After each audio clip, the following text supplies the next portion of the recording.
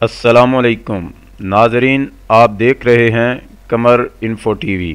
गैर मुल्की खबर रसां एजेंसी के मुताबिक 1 अरब साल पुराने कीमती हीरे लगोना ब्लू को मेट गाला 2023 के रेड कारपेट के दौरान सामने लाया गया और इसकी फ़रोख्त का ऐलान हुआ।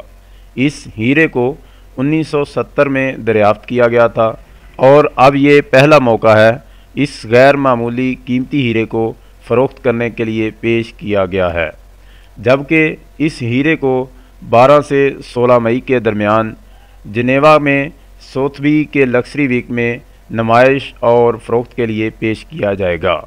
सोथबी जवाहरात को नीलाम करने वाली कंपनी है, जिसका हीरे के बारे में कहना है कि फितरत के आगाज़ के साथ 1 अरब साल पहले ये हीरा अपनी ख़ाम शक्ल में पैदा हुआ था, जो वक़्त गुज़रने के साथ साथ नीले रंग में रोशन हो गया।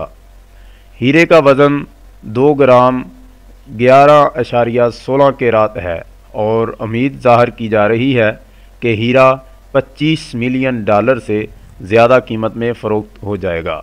अमेरिकन इंस्टीट्यूट ने इस नीले हीरे के लिए आला तरीन दर्जा दिया है। नीले हीरे को हीरों की नायाब और बेहतरीन किस्म माना जाता है।